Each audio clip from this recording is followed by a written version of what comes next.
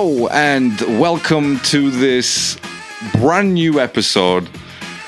It's Ricky and Larry. It's the Chelsea fan and the Arsenal fan, and this is the reason why this podcast exists. You know, this is why we came up with it. This is why it's in the atmosphere out there. Why we do what we do. Exactly, Rick. And you know what? Before I carry on any further, right, in today's podcast, instantly I looked at it. I was thinking, what the fuck? And apologies to the listeners if you do have small kids. Turn this off and listen to it the next time. Fucking disappointed. Why is Aubameyang starting this game? So then it comes back to fucking dickhead Lampard. And I use that word carefully because he is a club legend as a player, but he's fucking awful.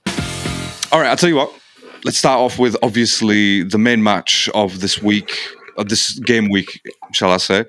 Arsenal-Chelsea at the Emirates. 8 o'clock kickoff on a bloody Tuesday. On a Tuesday. Tuesday. Do you know what? It's good because as an Arsenal fan, it's been a while since I've seen my team play on a Tuesday night. You know, that's drift, you get me? Yeah. So hopefully next season, Tuesday, Wednesday, eh? That's it. So obviously, you know, they're trying to get used to that pattern, and beating Chelsea, you know, it's a good start. It's a good start. And for me, I'll get into what I think, but obviously people are here to listen to the thoughts of a Chelsea fan. So tell me what let's start it off from the formation. Let's start it off from the lineup even. Like, you know, what did you think of the lineup? Instantly, I looked at it. I was thinking, what the fuck? And apologies to the listeners if you do have small kids. Turn this off and listen to it the next time because there's going to be a lot of swearing from my end. Because honestly, I'm lacking the words, the vocabulary to describe my team today without putting a swear word in front of it. But yeah, fucking disappointing. So we've got the explicit sticker on the podcast, by the way. So don't worry. Do. So that I know, but still sometimes we do have some young listeners. I've got a few people who've let me know that they listen to it with their kids and they really enjoy it. So appreciate, shout out to you. You know who you are. But yeah, man, fucking disappointed. Why is Aubameyang starting this game? Why is Sterling starting this game? Like, what have I been saying for the past episodes in each game that we've played? Where he's lost 5 games and Raheem Sterling has been the weakest point each time. Right? And he starts him this game. And what he started him to do as well, and when I mentioned the Bournemouth, the Brentford, the Newcastle games, to shut you down, they had to double team up on Saka because Martinelli was coming in to double team on the left way back. Similar Xhaka with a Martinelli or a Trossard to double team on the right back. And he played Madueke, who had no idea what he was doing because N'Golo Kante had to do the initial pressing because Aubameyang was walking about. Aubameyang hasn't started a game since we lost to Arsenal back in at Stamford Bridge in November. Yeah, November. Yeah. We had a World Cup. We had a manager. And we spent 600 million. It's not even against Arsenal, you know. He hasn't started a game or hasn't been involved. He hasn't been involved. He got left out of the Champions League squad. So then obviously he's going to hold a grudge for that. And it showed today. He walked. He literally walked each time. He touched the ball 4 times. Once was a mistouch. The other 3 times was a kickoff from the centre of the park. He was looking around the stadium and I'll be honest with you, he had a bit of a smile on his face because he was like, I'm glad to be back here. But unfortunately, my friend... I would not be surprised if he leaves in the summer and he tweets about this game and saying, I'm glad I helped Arsenal beat Chelsea. And if you win the league this year, he'll probably tweet and say, once an Arsenal, always Arsenal and stuff like that. And that would be shady as fuck. Now, you know what I'm saying? We're a room full of bloods. He's a crip. You get me? Like, you know, he's blue. And you're right.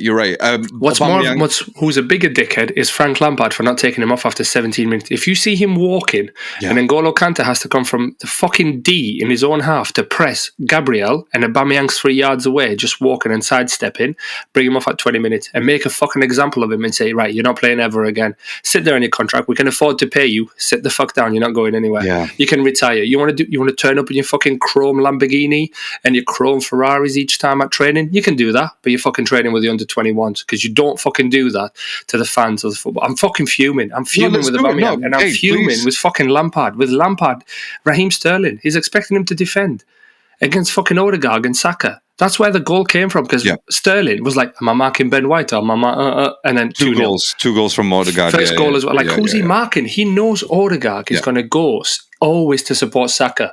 Saka's brilliant one-on-one. I'm not saying he can't do a one-on-one. He's brilliant. But to get a greater advantage, Odegaard goes there, so they double team up on the attacker, on the left back. Sterling was there for that job and that job alone, and he didn't do it. He didn't know what he was doing. So then he goes back to fucking dickhead Lampard. Like, and I use that word carefully because he is a club legend as a player, but he's fucking awful. tactically, coaching, awful. Some strong words for Lampard. How, though? Like, how? I picked it up, mate. I picked it up episodes ago. I picked it up episodes ago as just a fan. Fans all over social media from Chelsea fans have said, we are poorly coached. This man, literally, what's he doing in training? Yeah, nothing. It's a brand new 11 again. The thing is, you saw his demeanor when during, I think it was like maybe the 72nd minute or something like that. So it was 3-1. Instead of being up on his feet and cheering the team, as in pushing the team. Let's do something. Yeah, one more goal. I mean, obviously, I'm talking as an unbiased sports guy right now. But yeah, his demeanor when he was sat on the bench, it just said everything. When he was he looked over, he was like, "Oh yeah, just do that." As in, he pointed one. I think maybe one player was coming on. Madueke was just about to come off. He was trying to shake players' hands as well. Like he just fucking. Yeah, I mean, it's you're right. I put in chat. I don't know if you saw. Sorry to interrupt you. I put it on chat where the assistant was basically talking to him about doing something, and he just sat there with his legs crossed, like leg over his leg, and just looking at the game. I think when Gabriel was injured. Or I think Jorginho, somebody got injured, an Arsenal player. Yeah, been Jesus or somebody, because the camera was so close to him each time to see what he was doing. He was there with his leg over, just looking, and then he realised, it was Gabriel next to me. And then he got up, and he was like, and then even when he got up, he just went. And as for the listeners, I'm folding my arms on screen to Larry here. He just went like this, and then just started looking. I was like, this is your opportunity to give some tactical changes to the team. Yeah. Bring them in. Bring 4, 5. Don't bring them all. Just bring the spine. Thiago, come here. Enzo, come here. N'Golo, come here. He took Enzo off, and Enzo was the only one who didn't lose the ball for us. Kovacic lost the ball so many times, and he nearly scored, and then he was putting the hand up like this, Kova. I know he set up the assist. Enzo could have done that job. We've been crying out for an Enzo higher up the pitch. Drop N'Golo for what he's known for. Who knows N'Golo Kante is a fucking 10 or is a 9? No, it's not heard of. Not heard of, especially he won the league with Leicester because of that reason where he played. He won the Premier League with Chelsea, and everybody was like, forget the Makelele role. Even Makelele said, that's not even my role anymore. That's N'Golo Kante's role. Kante's, He won the fucking World Cup in that role. He won. Oh man, he's won everything there is to win when he played in that position. He liked to break from the deep. Oh man, I'm sorry. No, I think I'll let you take over if you're going to. No, you're right. You're right. I mean, with Lampard again, it's the lack of ideas, but that shouldn't have really come as a surprise to anyone. Even Todd Bowley shouldn't have come as a surprise, because again, I keep going back to the fact that this guy has been sacked from 2 Premier League clubs. Already in his managerial career, he has been sacked twice because of lack of performances. I mean, he almost single-handedly took Everton down. Everton are in the position they are 100%. Because of him. Chelsea are in the position. Again, I'm not going to give full blame to Lampard, but Chelsea are in this position because it's 5 losses out of 5. Or was that 6, by the way? Was that 5th or 6th? This is 6th game he's lost. 6 out of 6. So he's got one more game before he fulfills his 007.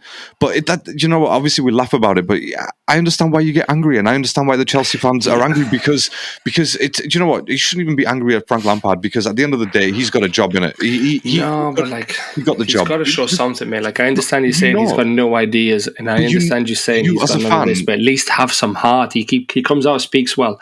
I know what the fans deserve. I've played for this club. This club's not where. Okay, that's great. It's fantastic. It's all the media, right? Trying to copy and paste each time, and I understand that. We appreciate that. But on the fucking touchline, talk something, do something, give something. He's picked up Madueke. What the hell was Madueke playing for? I haven't seen him for 3 games, and he plays Madueke. I mean, you said that, but he did score, so yeah, Bob, he scored. But listen to me. We scored 3-0. Second half, right? We were much better, because we were awful first half. We gave you so much time on the ball. Every time the ball went up, it came back instantly, because Aubameyang wasn't fucking holding it up. He was walking everywhere. Yeah, Sterling wasn't holding the cunt up. Each time Sterling got the ball, he lost the ball. Each time he got the ball, he lost the ball. Either he overhit it, he mistouched it, tried to take somebody on and did it completely wrong. Each time he got it. Chilwell was probably going out of his mind saying, who the hell is this guy? He's like a shadow of himself that was playing for City. How is he on 300 grand a week, this kid? This is what I mean why Mason Mount needs the money that he needs, because he sees Aubameyang, he sees Sterling there, he sees fucking Kovacic there, and these guys are 200, 300 grand, and he's like, fuck that, bro. I can give a bit of more heart than that. I can play a bit better than that. He's proven it, and he's proven it, to be fair. He has proven it, yeah. Maybe someone like a Mason Mount was missed today, to be fair. What we missed was heart. We missed players who could play with heart, players who were there for the challenge. Havertz, Mount, good job. Gallagher came on. I know technically he's not gifted, but just the running he did. I don't know if you saw that when it was a dirty challenge on Ben White, but you see he just continues to sprint.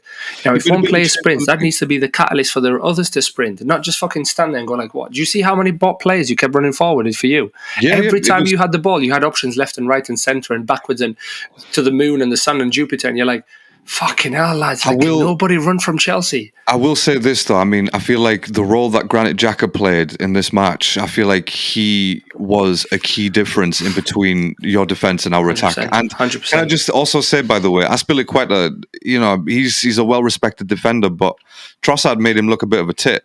Trossard made him look stupid, and then Martinelli came on and made him look stupid. But again, he hasn't played for so long, and he starts this game. True. Yeah, why not give him the cover and play five at the back? Play five at the back. The thing is with Aspi or Dave, I think he's a well-liked player. So I mean, you're always going to give him someone like that a benefit of the doubt. You haven't played in a while. It's a bit unfair to throw you in this game, even though you know what type of game this is. But to be honest with you, if they did, he was the only one who knew what type of game it was. Everyone else was just like all over the place because they haven't experienced, apart from Sterling and maybe Aubameyang, they haven't really experienced the full-on Arsenal versus Chelsea at the peak of their powers. No, you say that, bro, but think about it. Havertz was on the bench who's played Arsenal versus Chelsea for a couple of seasons. Kovac played Arsenal versus Chelsea.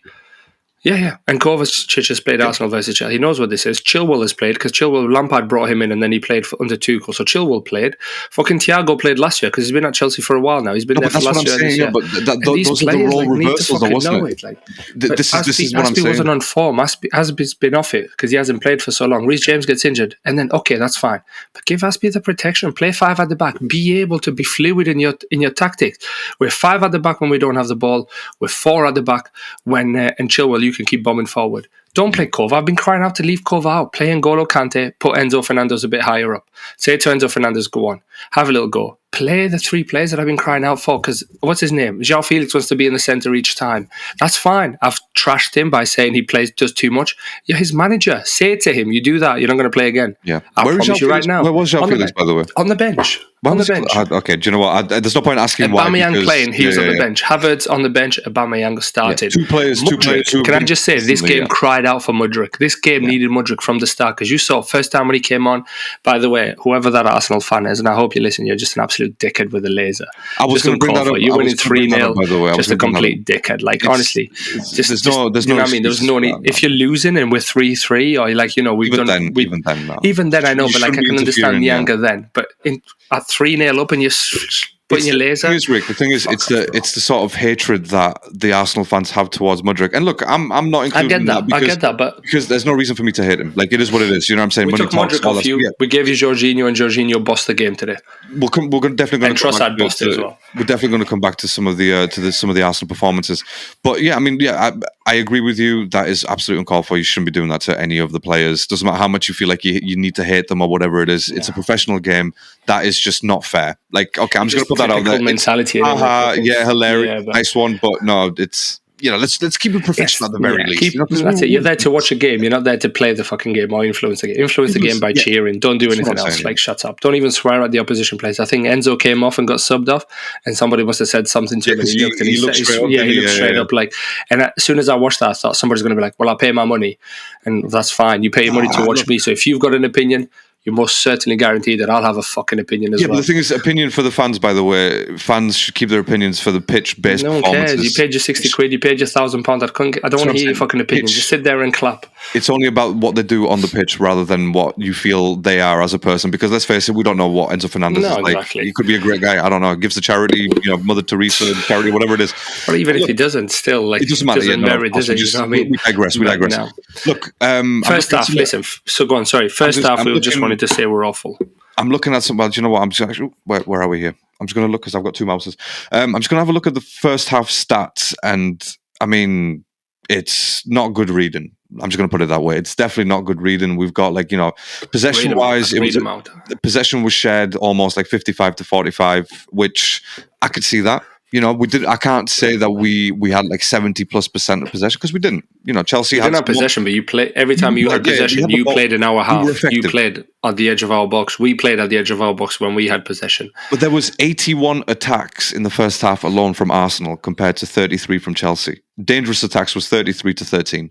So again, It's not. Chelsea had 13 dangerous attacks. Who the hell is that? No chance. Much slower. I think they probably saw some players run and they were like, "Oh, dangerous!" Oh, there's attack. Yeah. Oh, but that's there's actually that Chelsea Arsenal, player running forward. Actually, the Arsenal players running forward. Who ran? Like, I'm literally thinking first half. Apart from Chilwell's shot that I think keeper saved, and that Sterling or Madueke overhit past Aubameyang that he couldn't control. There was nothing else in the first half.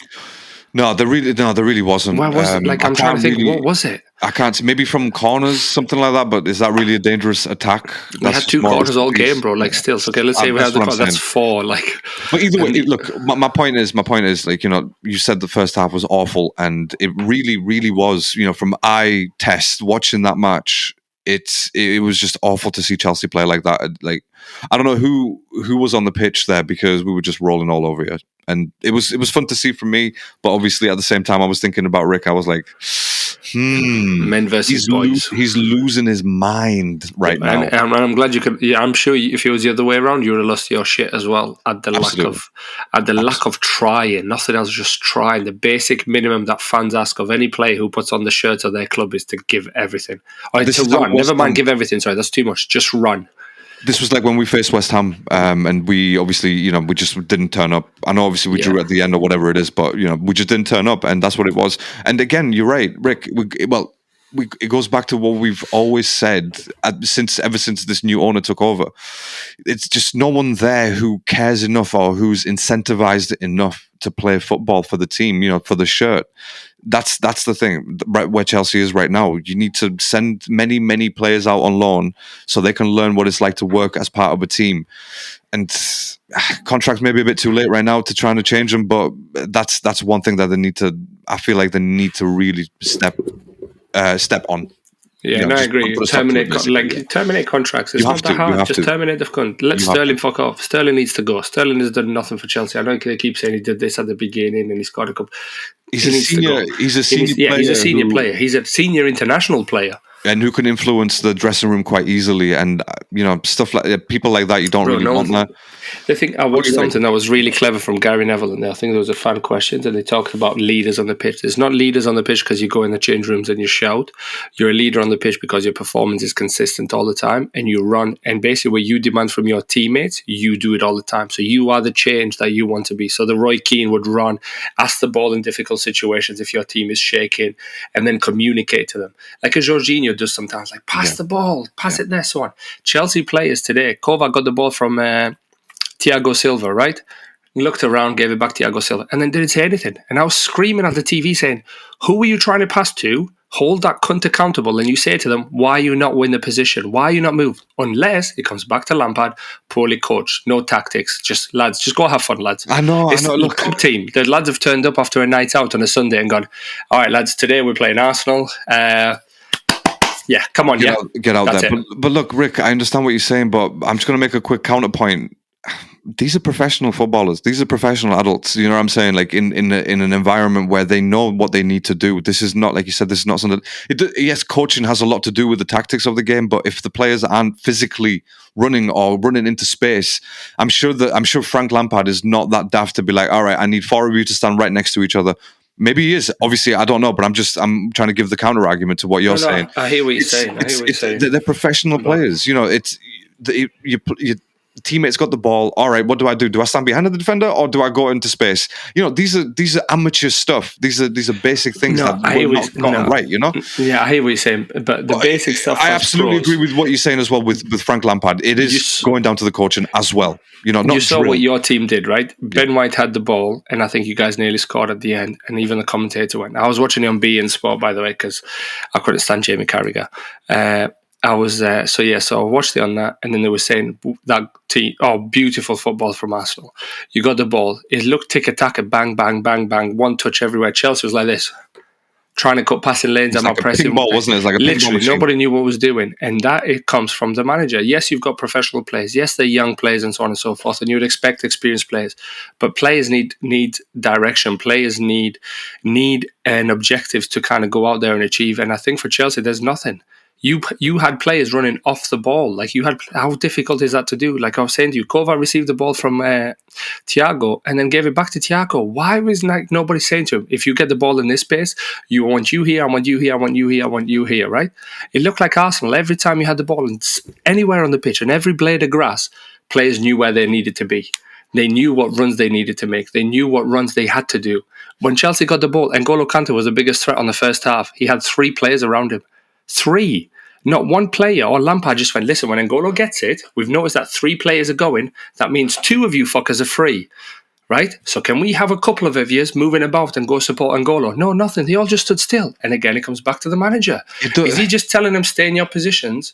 Oh no, I'm a centre midfielder, I can't move. This is where the initiative needs to come in from the players though, Rick. Like I said, these are elite footballers. They've got their own brain. If this is how a player is judged, like no one's going to tell Ronaldo to be like, I get that, but these players are not at that level. I'm not saying Ronaldo level. I'm saying like they're not to the level of being confidence in the run that they make to be like, oh no, it's whatever I do, I can't do anything wrong, like a Martinelli, a Saka, an Odegaard. But is it, I mean, like you said, is it down to the coaching that much at that point? It just goes down to the ability of the player. You can tell they're not trained enough. They're not ready for this elite level of training in day in, day out, and then ready for the matches. I feel like it's maybe, I don't want to say it's a bit of a cop out to be like the coaching. You have to look at the players as well. It is. You have to look at the players as well. I am, but the players I'm singling out and the ones who put playing so poorly, like Raheem Sterling, did he ever do that for Guardiola?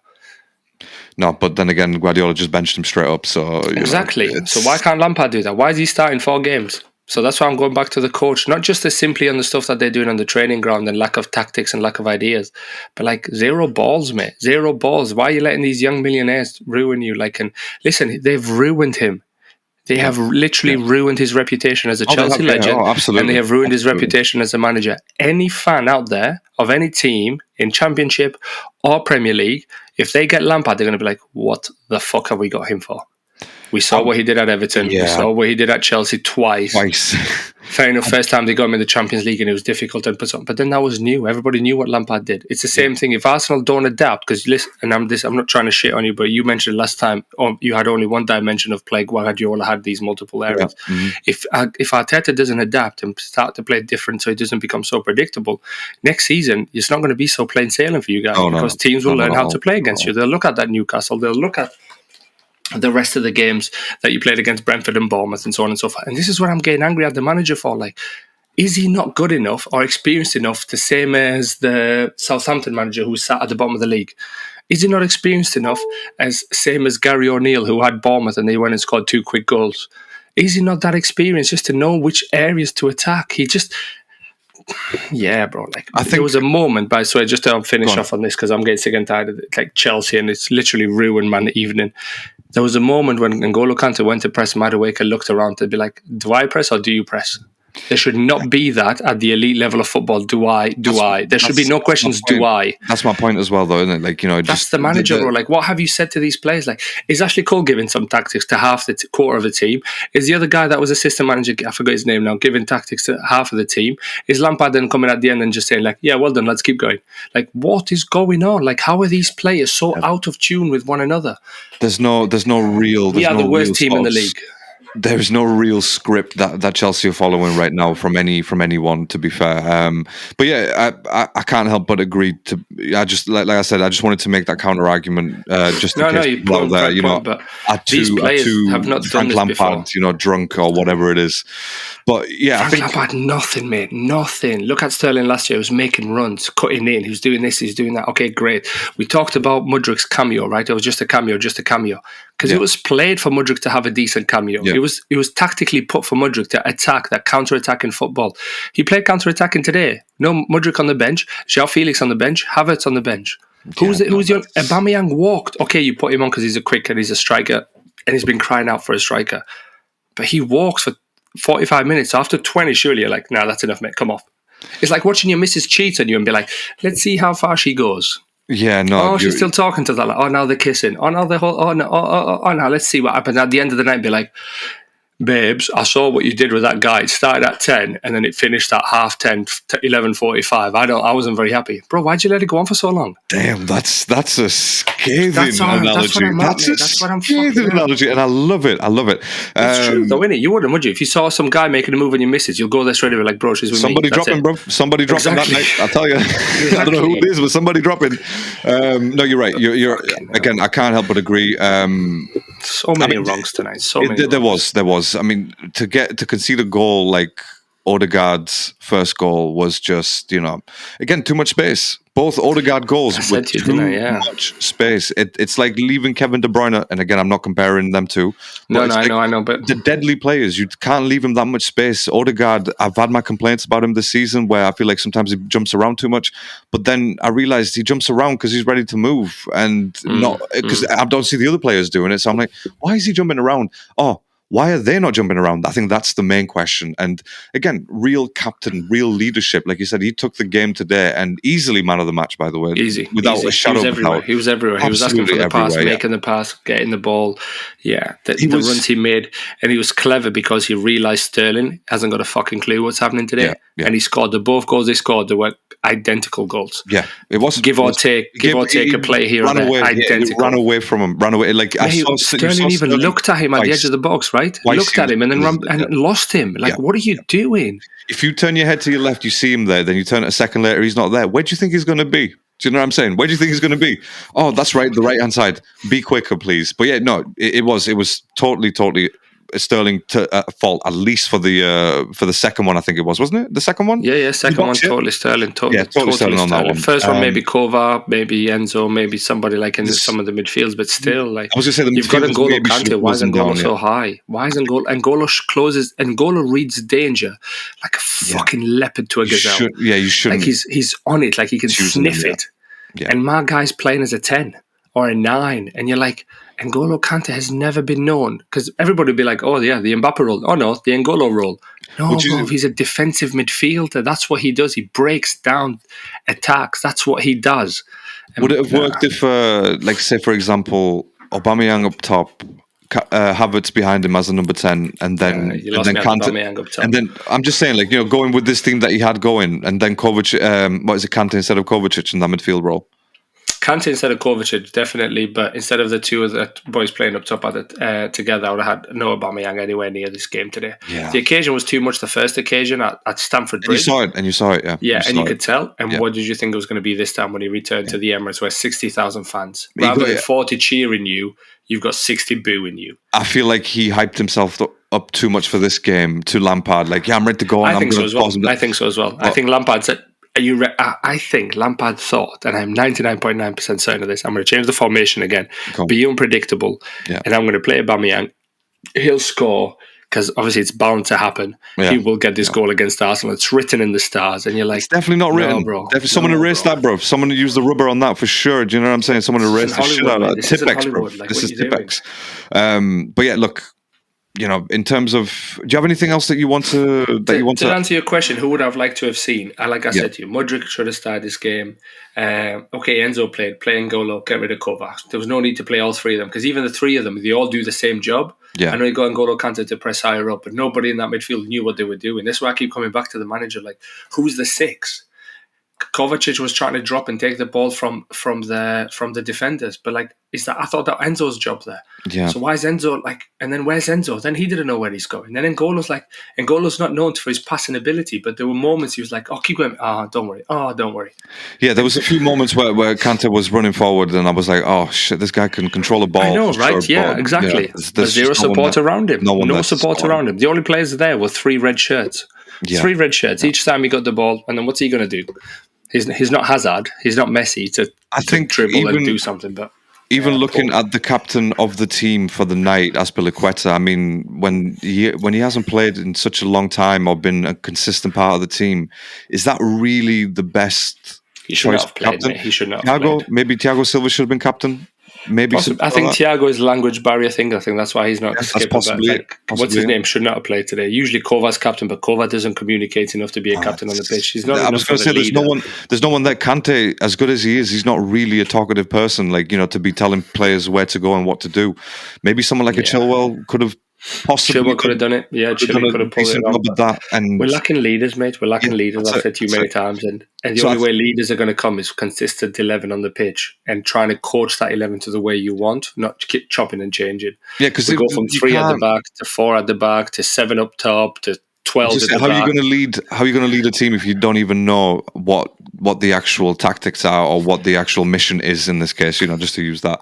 That's again back to the manager, doesn't it? Because he got into the introduction interview and he said, "Ask Frank." He goes, "No, I think I've got a few ideas and I've got so on and so on." And everybody said about Potter, he doesn't know his best 11. He keeps chopping and changing. He's got so many players, but you don't have to play them all at the same time. Yeah. And you think to Lampard, right? Pick an 11.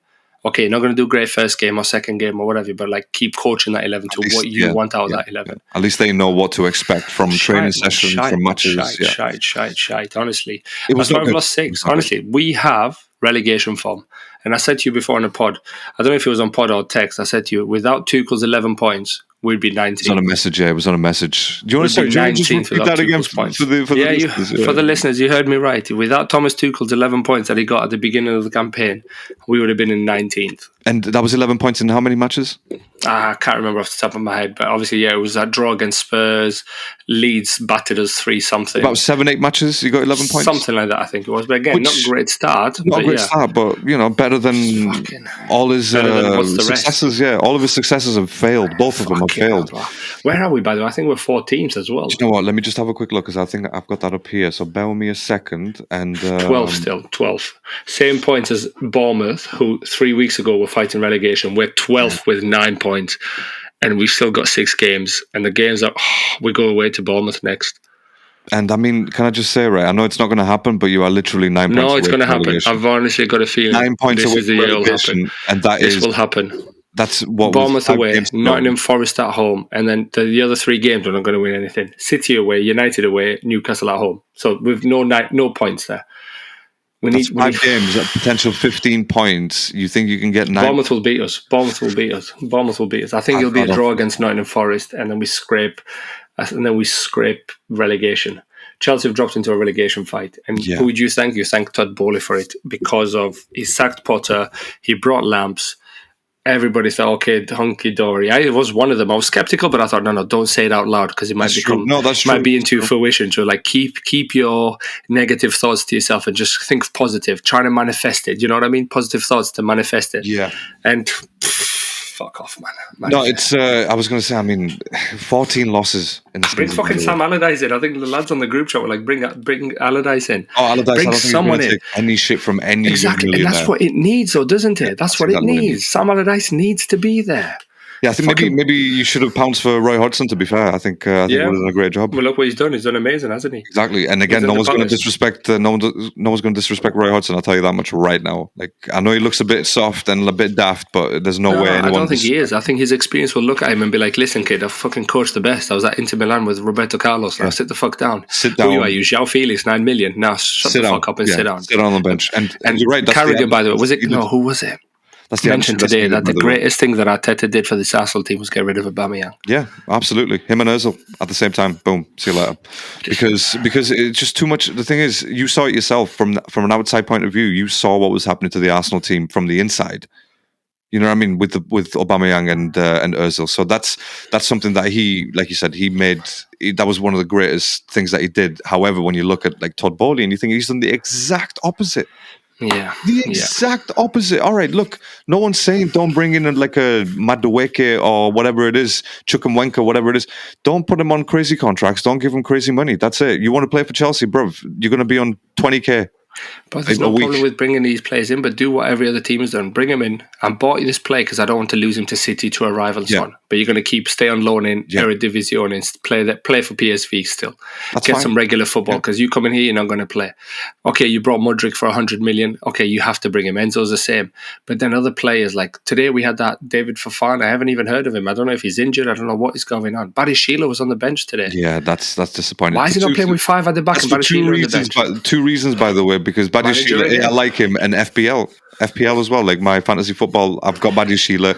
It's not even that, man. It's just like, listen to me, Aaron, talking, like, and I think to myself, if I have these ideas and I've done 0 coaching batches, all I've done is just watch footy, and I've watched my team regularly, and we've talked about it regularly enough, and I watched what we needed against Madrid. I watched what we needed against flipping Brentford, where we got beat 2-0 at home against Brighton, and I'm just like, it needs Badiashile with 5 at the back, 3 big guys, Thiago dictate in the back, Wesley Fofana, Badiashile either side of him, Chilwell, James is injured, but you can play Aspie. Nothing wrong with Aspie. Aspie used to bomb up and down all the time. Yeah. Okay, he hasn't got the legs for it. He can pull in a 50-minute shift, 55, 60-minute shift. Do a good job, yeah. He can do that for you. And also, you're not worried about his pace because Wesley Fofana's behind to cover.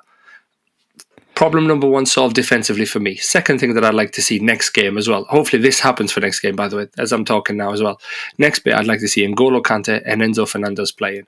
Keep Kovacic away. He's assisted today, but that was 1 pass the whole game that he made that was decent and forward thinking. The rest of them was get it and just give it away. And I was like, bro, like, why are you there? Enzo can hold the ball without you being there.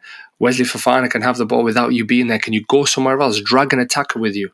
So that's the next thing I'd like to see. And finally, play the 3 guys who are attacking-minded attackers. Like, show to João Felix, show me something. Pass the ball. I don't want you to do too much. Pass the ball. Listen, I was one of those players who loved the tricks and the flicks because I was like Jogger Benito and loving Nike advert. I went and played for my under-14 teams. The manager said to me, that's great. You've got a decent finish on you. Leave the tricks. Keep it simple. You're a big lad. Hold the ball up. Give it to your midfielder. Run in behind and put the ball away. And I started doing that. And I'm not even joking to you right now. The opposition manager came in and said, obviously he didn't call me Ricky, but he said, that Ricky's top player, that player up top, quality player. I scored a hat-trick that game as well. Just listen to the manager. Now, it doesn't matter how old you are. You can listen to your coach and be like, listen, the tricks and the flicks are great.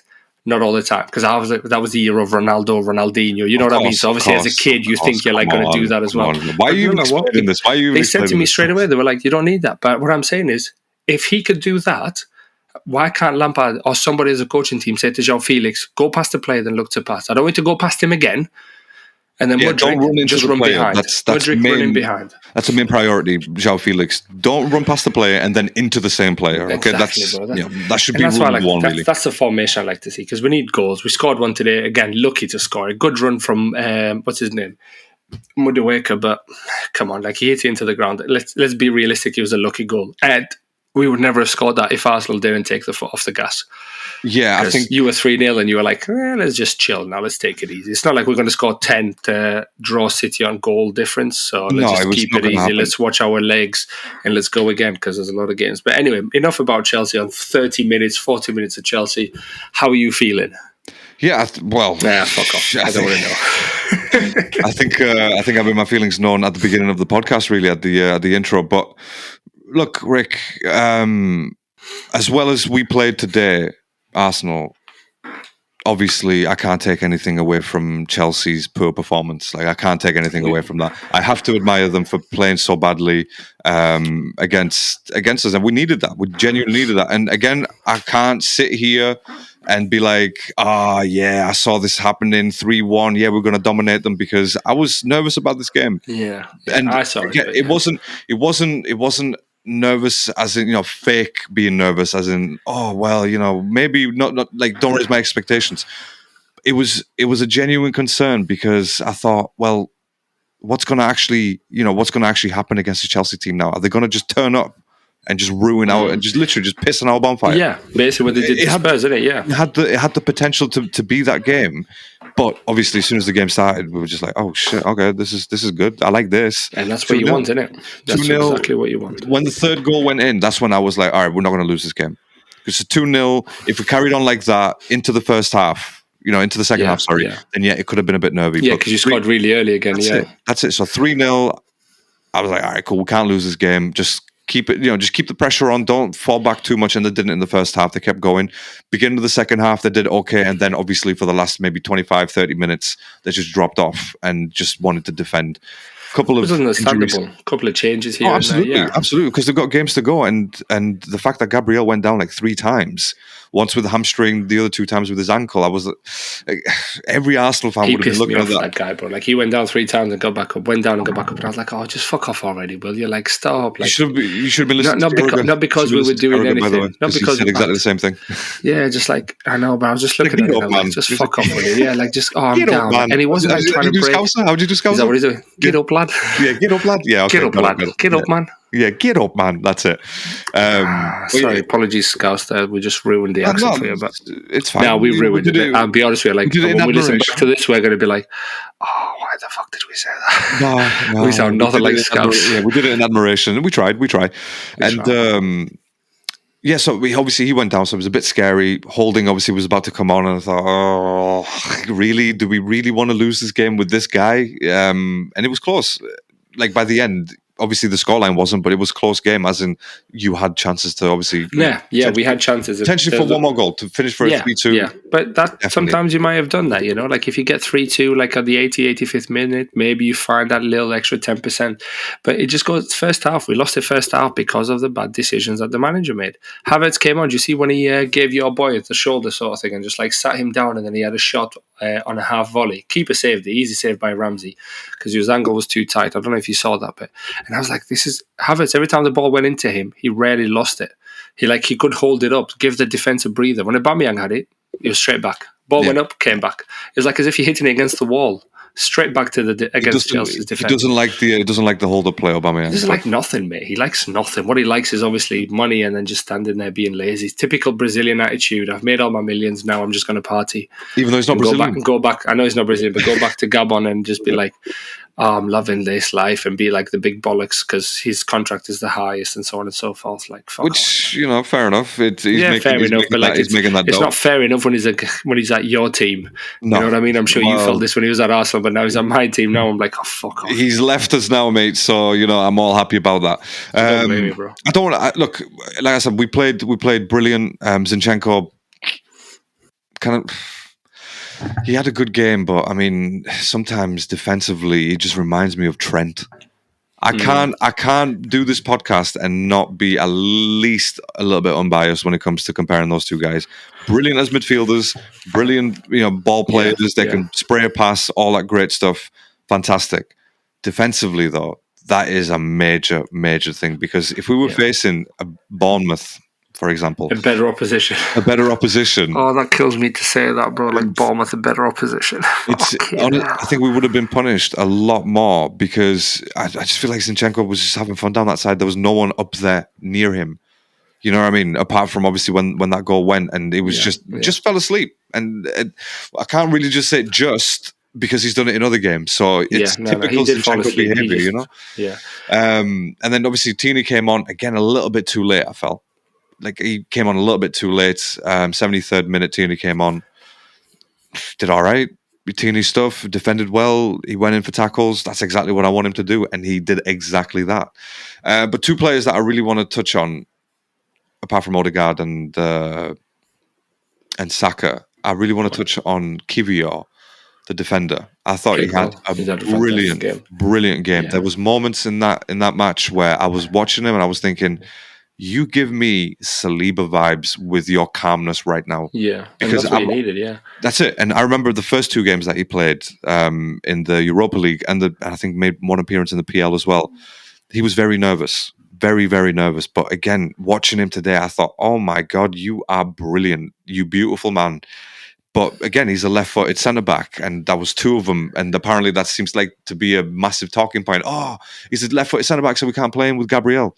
Well, you did, and you did very, very well. He did well as well, but I think against better opposition, maybe get found out. But Chelsea offered nothing to put your defenders on. That's it. What's the word I'm looking for? Pressure. That was my caveat. I text you, didn't I? I text you saying, when I said to you, I hope my team turn up and just apply some pressure, because if we give you the time on the ball, you're going to run rings around us. And that's exactly what happened for 45 minutes in that first half. You ran rings around us. Yeah. We were at the circus show. We were watching circus. We're like, wow, look at the way they played. Wow, look at the way they moved. It was like a kid at Disney, wasn't it? Like we were spectators on the pitch. Even like going back to the stats, close-ish, 54, whatever, 45, 46, 45, whatever. It's most of the game happened in Chelsea's half in front of our D. Yeah, it did. Yeah, majority of it was there in that first half. And to be honest with you, I'll be honest, I was crying for him to get sacked there and then. I was expecting Todd, but I know I said stay away. Todd was going to walk down. I was hoping to come into change rooms at halftime and say, do you know what, lads, you're off. The rest of you just go out, have a game. We're going to do something else tomorrow when you come back. I'll come and coach you on the bench. Unacceptable from the management. It was not good. It was not good to watch at all. It was not good to watch at all. I don't really, and obviously Jesus doing his thing. He's slowly but surely getting back up. I think he's like 4 in 6 now, 4 goals in 6. Happy days. He offered you everything today, Jesus. He kept the ball up. He was getting battered a little bit. But that's it. That was going to happen because it's a derby, and especially when we were losing 3-0, senior players are going to get tired. They're going to get angry. Yeah. They're going to get angry with their own players. But there's always this thing: don't argue with your players. No, fucking argue.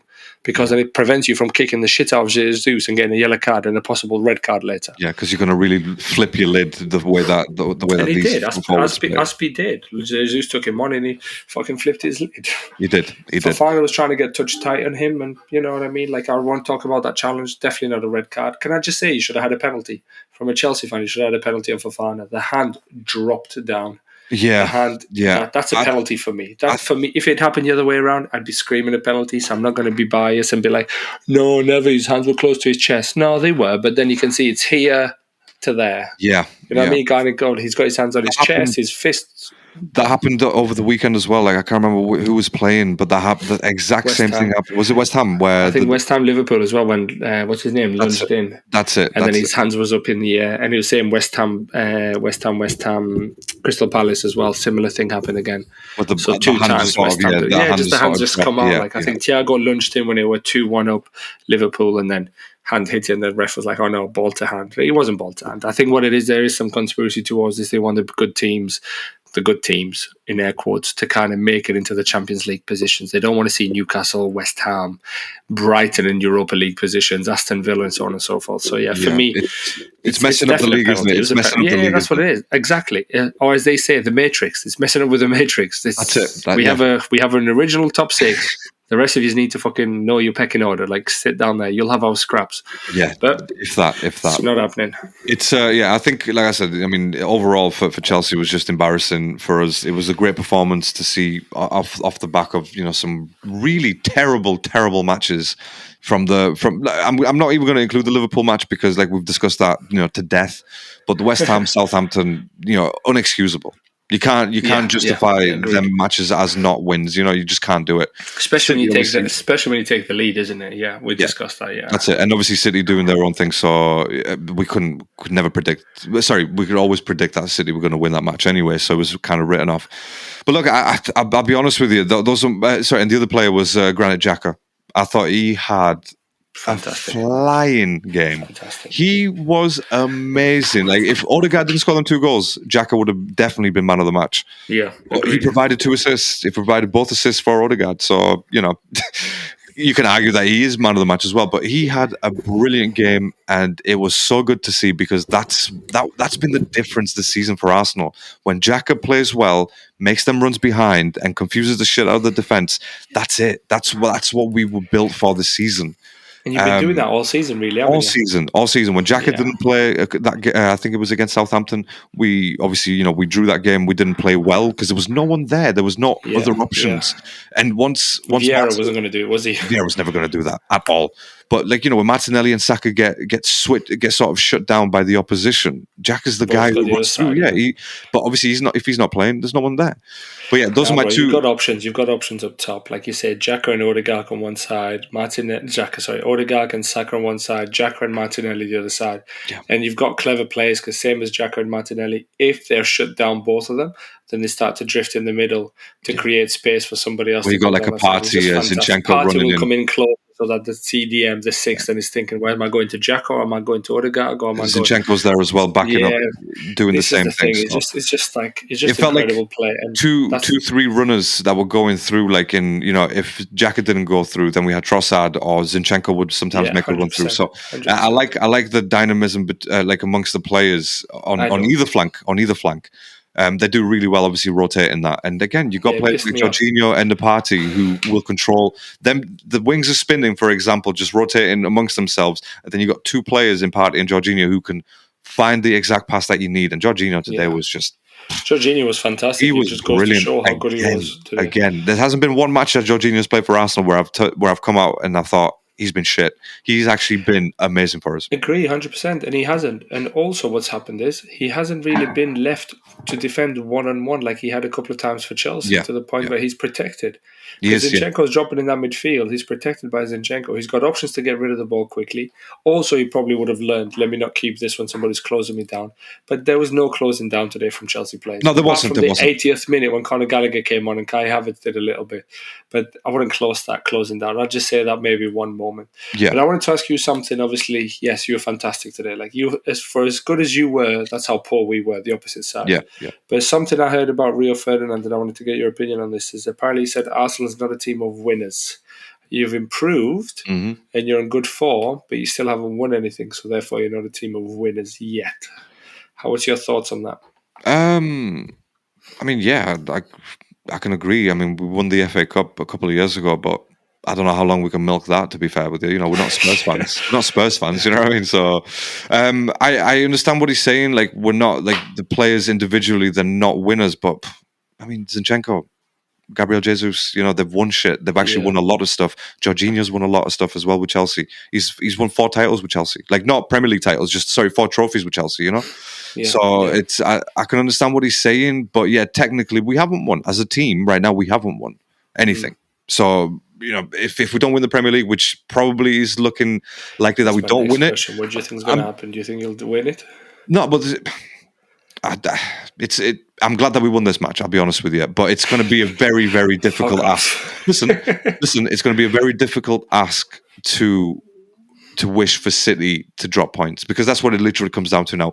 We can win our next few games all the way till the end, blah, blah, blah, all great, nice one. But it all depends on what City do at this point. So it's literally in City's hands right now.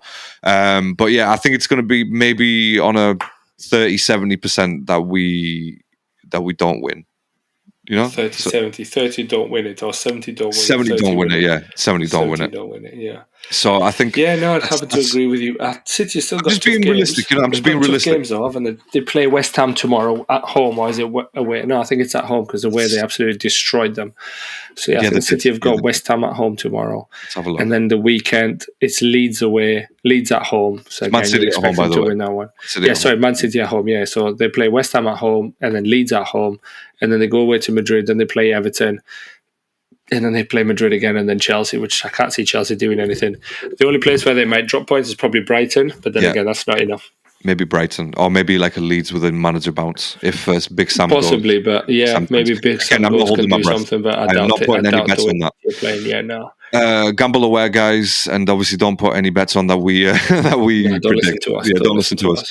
But yeah, look, I don't really want to add too much onto Arsenal, but those are my 2 standout players. For me personally, I thought Kiwior and Xhaka were just amazing in that match. But again, glad we won. Let's keep it going till the end of the season. And like we said, right now it's literally out of our hands. We can't do much apart from trying to win the games, and that's literally where I'm at right now. Well, that's all you can do. Yeah, play the games that you've got. You've lost those points. Real back to Rio's point again. Cannot argue with it, because he's talking sense. Technically we haven't won. So I know I feel a bit hurt by that, as in like, oh shit, how dare he? But when you think about it, we haven't won shit. So can't really. Exactly. I think it was Martin Keown saying this team is winners, and he came out and saying like, no, this team's not winners. You've improved from where you were last year. You're winning football matches, but you are not winners because you haven't won a trophy yet. I think that's what you've got to be very careful. Winners, you don't want to turn into a Spurs mentality. Oh yeah, but we came second. Yeah, but that's not winning. Like you've improved from 5th to 2nd. We've won games, like you said, but winners are class as improved. That's form. Trophies. You're in a winning form. Yeah, winning form. That's fine. Yeah, I can trajectory, if you will. Let me try that word again. Trajectory. There you go. I preferred the way you said it the first time. Yeah, that's fine. I'm not going back to it. Incorrect, but I preferred it. Human error. But like I said, I don't really want to add too much onto Arsenal, because it was just a good performance. So. No, that's it. You had your 2 standout players, and my 2 players not stand out, but still need to be called out. My 2 call-out players. Yeah, 2. Aubameyang and Sterling. Absolutely. To say something about them too, because they were just awful. But yeah, what about the other game that we saw, Spurs Liverpool? What did you think of that one? What did you make of it? I don't know if I've said this before, but I'm just going to say it again. Tottenham are such a bad team to watch play football. They are without. They're on par with my team, bro. No. At least your players know the idea of trying to run forward. I think they know that. Whereas with this Tottenham team, from defense, from goalkeeper, I'm not even going to. I can't mention the top two because Harry Kane has obviously been carrying them on his back. That guy needs crutches. Do you know what I mean? That guy needs a wheelchair right now. He's been carrying that. He needs a blue badge. He needs a blue badge. Something, please. You know, because it's exactly. You know, that's what literally the whole of Tottenham is parked on Harry Kane's back. But everything else in between was just awful. And what made it even better for me personally is the fact that Richarlison came on, he scored, took his top off, got a yellow card, and then Liverpool came back and scored a fourth goal. And Jota just slapped him about. No, that's just like goes to show Tottenham, doesn't it, and have what they're like. And I think I mentioned it before when they got beat by Newcastle. I said to you, like, a lot of players are going to come out and say, "I'll come out and go." Antonio Conte, ex-players, and so on, and that's exactly what they did, just to try and deflect. Because all these ex-players somehow still get paid by Tottenham because they make appearances and they go to the club and so on and so forth. Yeah. Would you show your face if you were a Tottenham? That's the thing, yeah. Like player, would you show your face? But Eddie Sheringham, would you happily wear a Tottenham shirt? Yeah, but even Jermaine Genius is popping up here, there, and everywhere talking, and all it does is like, like Genius just talks. Genius just talks. I can't. I can't talk. Yeah, Genius and Igbonlaho is like the two players that just do it for clickbait. That's all they are. Can I say right? With Genius, I was watching Match of the Day last weekend, and it was Alex Scott. Right? Is that the girl? The girl, yeah. Can I say one thing? Yeah. Well, two things. This is one of them. she was brilliant, by the way. Like, I really enjoyed her She's as a whole. She's ex-Arsenal, isn't she? She's the ex-Arsenal player. She was excellent presenting that. And you know what I mean? Like, you know, sometimes you can hear it in presenters' voices. They get a bit nervous.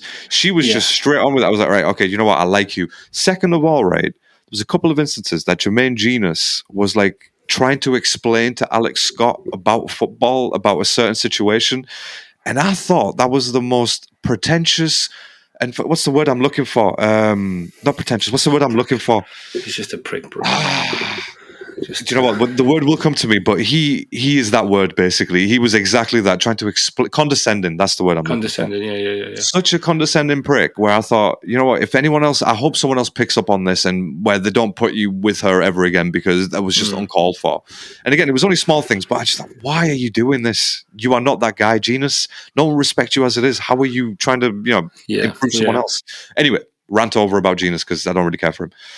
But he's just ex-Spurs players, but on that game I agree with you. Richarlison scoring, I was like, oh my god, they've actually made it. Because I put it on the chat, didn't I? Like, it's going to be 3-3. You scored too early. They're going to have chances. Blah blah blah. Just giving a bit of, as lads do in a group chat when their teams are playing and the opposition team. And then he scored. I was like, oh fuck, he's actually done it 3-3.